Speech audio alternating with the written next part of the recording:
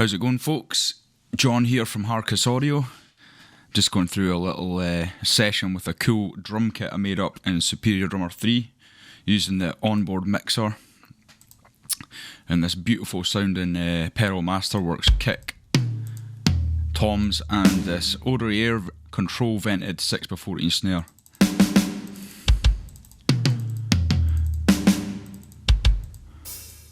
Just a mix of the cymbals that are here as well. Just give you a little blast at how this is sounding after it's been mixed.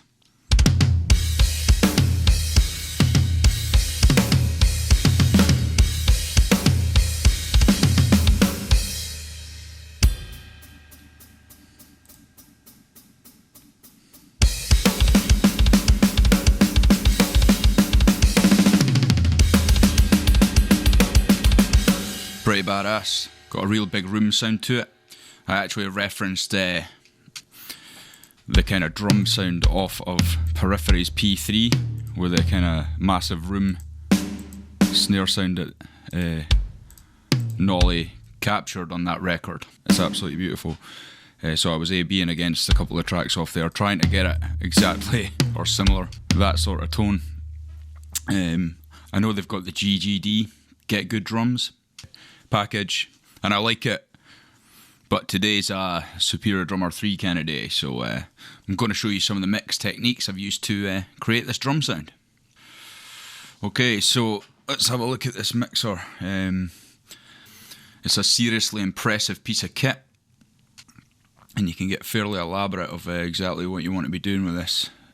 So basically, to start with, I've routed and balanced these 3 kick drums.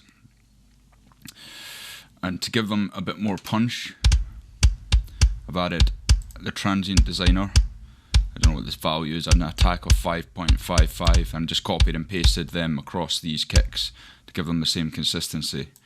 And the Transient Designer is just making them sound slightly harder hit. It's a mix of velocities when I've drawn it in MIDI, but this just gives that kind of bit of extra bite. So let me bypass this. So as you can hear, when they're just playing kind of naturally, it's quite boxy, thuddy sounding. So I've just started off with this first EQ. Just giving it a hefty dose of some 50 Hz here, and then a big scoop of the mids from around 200 to around about 1K. And then a big kind of bell boost here from 2K up to 10. And that's kind of made a dramatic difference. The kind of timbre sound that I'm looking for. Then I've went in with some compression to kind of balance it out and get it punchy. Using an attack of 29.7, there or thereabouts. You kind of usually go about 30 milliseconds. And a release of 141, there or thereabouts. 120 would probably work. Stick it there for argument's sake. And I've just kind of knocking 5 decibels off of that kick drum. It's kind of made a pretty dramatic improvement to the sound of it. And then I've gone in for another EQ. This one is kind of boosting this click hit of the beater hitting the drum, and then a little bit more air at 10K.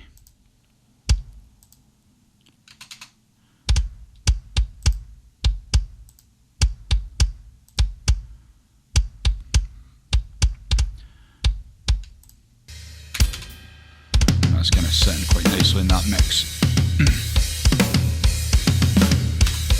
Now I've done the very same thing with the snare drum. Let's have a look. The snare top and snare bottom is summed to this snare sum.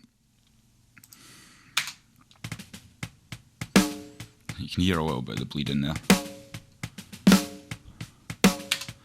I'll just bypass these plugs and we'll go through that. So starting off with the EQ, I'll put it off. Again, quite a boxy, thuddy sound there. So I'm looking to kind of accentuate the top end of that and take out the boxiness of this mid-range. And I think for this one I've actually taken out some of the low end. You see the kind of fundamental frequency here is hitting around 200. Tends to be the case with a snare drum. And I always find that there's a kind of horrible ringing tone in the mid-range. Boxy, like a cardboard box, that I don't like to have in my snare drums. So because it's the close mic as well, we can kind of get away with pulling that shit out. Then I've added compression again. Very similar to the kick drum attack and release settings. Not so much compression on this, maybe 3 decibels. Because it's MIDI drums, I tend to find you don't need to go too overboard with your compression, otherwise it just starts kind of losing the transient in the body of the drum. Just kind of leveling it out.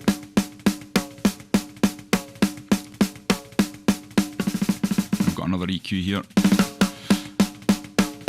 I've actually added, doing that, but after compression, I've added more low end. And this here was more of the finding this snare drum, the attack of the drum was at 1k, and another boost at 5 for a bit more air. And there must have been a kind of horrible ringy tone here, I think. That. And then cutting a little bit more mids. And then my favourite thing, the tape simulator, just to drive it a tiny little bit there. Tape speed 14.6, the drive 1.7, and you can hear it's taking the transient off that snare pretty well.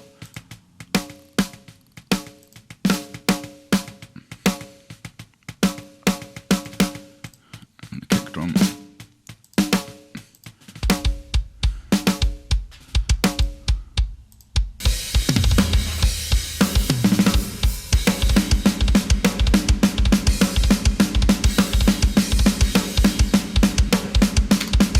Pretty nice sound. So as you can hear, the bulk of this tone is actually coming from these phenomenal sounding room mics, and there is a vast amount to choose from. So in this case, I've got the overhead dynamics, and if you click here you can choose what's in here. Looks like I've taken the hi-hat down slightly, but all the rest are kind of set neutral, and just a slight EQ here. It's taking out this tone.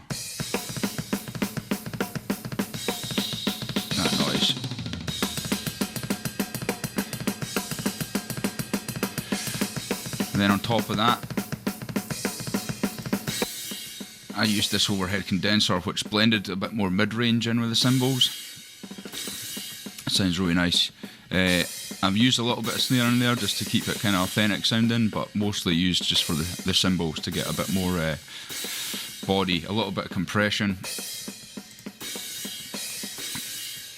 And then I boost at 2k just to bring out some body and room, and a cut. Take out some of the fizz of the cymbals.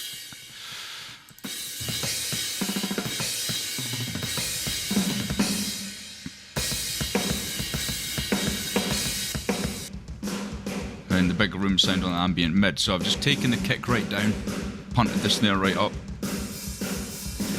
boosted at 2k, some compression, very fast attack there, just taking off around about 2 decibels. And then I boost at 200 where the fundamental of the snare was.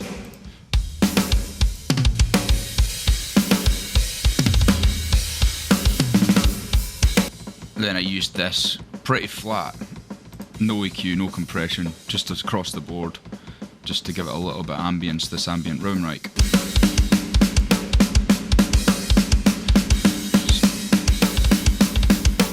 So, all that in, I've then got the kick, the snare, the room mics, and the toms all routed through this bus send to a parallel compressor, which is giving this super hard attack on the kick drum and bringing out the room ambience.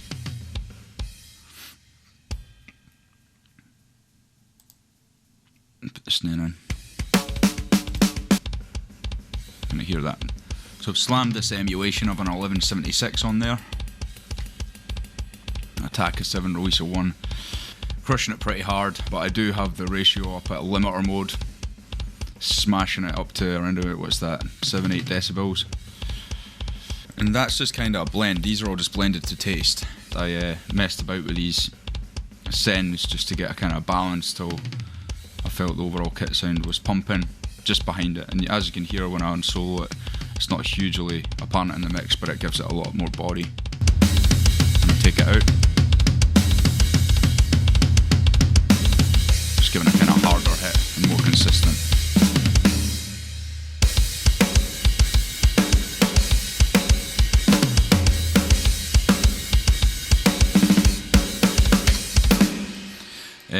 The only other thing to mention is I didn't have any EQ on the hi-hats.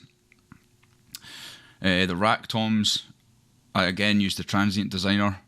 You can see I've kind of taken some of the sustain out so they didn't kind of ring out as much, and obviously added quite a hefty amount of attack to the hits. And the EQs are pretty similar again. A big wide bell cut out the mid-range with quite a significant boost in high end to bring out them the clarity in the toms. Just bypass them.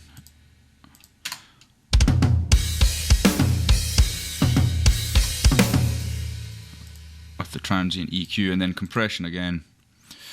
Set to a very similar, slightly longer release this time. 1.5 ratio, nothing too heavy.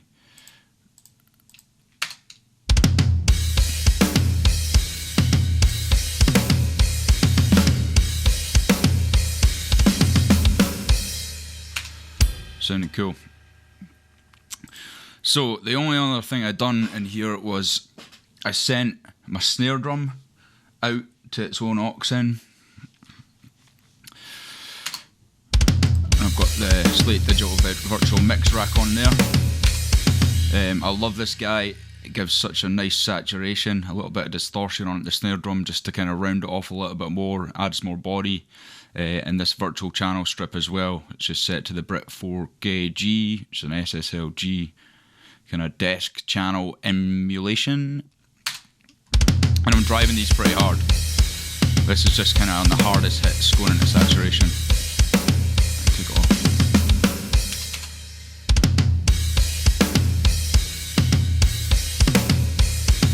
Starting to pop there. And my favourite Slate Digital plugin, the virtual tape machines, set to 15 IPS, the FG456 2-inch 16 track. Just adding a little bit of tape saturation. Now, some pretty heavy processing on this master bus. I know some people frown upon that. But I watched a few of Nolly from Periphery's classes on Nail the Mix and his Creative Live, and I found it very interesting the way he done his top-down mixing. And he starts off, he doesn't use this virtual mix bus, I've just kind of thrown this in, but this is the exact settings he uses for the first thing in his mix chain. And he uses this FGN and this custom series equalizer to boost the low end and initially brighten his mix and duck out the mid-range to get it kind of on par with other commercial releases. So he uses that to get in the ballpark before commencing mixing, and it does make quite a big difference.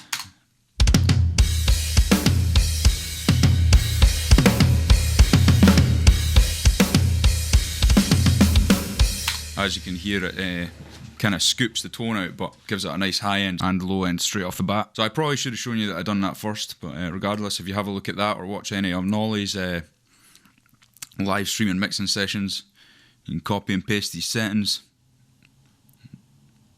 screen grab that. Then I'm going into the FG Grey, the SSL G-Series compressor emulation. Taking around about 1.5 dB off there, medium attack, fast release, and I've actually got the high pass filter engaged so it doesn't make the kick drum pump as much. As you can see, it's only given half a decibel because it's up at 60 there. It's kind of missing all the low end frequencies, all the rumble, and taking out the detector. This looks obscure, but I've stuck a little bit more of a mid-range duck out there. Just that kind of boxy sound, wishy-washy.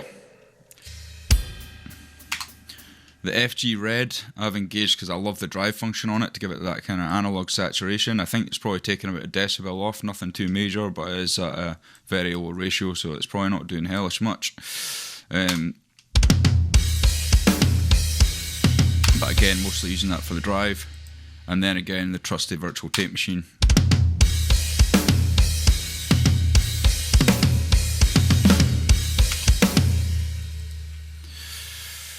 This tool is a wonder for mastering the JST clip.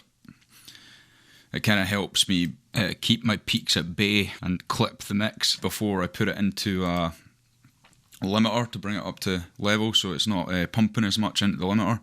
This is my favourite limiter, the Isotope Ozone 7 Maximizer. Set to IRC 4. I usually use this IRC 3, so must have just liked this upon listening. And this exciter I've got across the mix as one band on tube. Mix amount 2.4, to be honest. Probably not doing that much. Then I came to my equalizer. This is actually only 4 dB of some 10 kilohertz up to 20. It's probably not doing too much. Just adding a slight bit of brightness. And then the dynamics processor, I think this is off. It's not doing anything. Slight bit of compression in the mid-range. And into the maximizer. So that's the kind of rundown of how that drum mix has been put together using Superior Drummer 3. I'll put in some guitars and I'll just do a little playthrough and I'll play the drums start to finish and you can have a listen. And I hope you like the sound of the kit. Cool.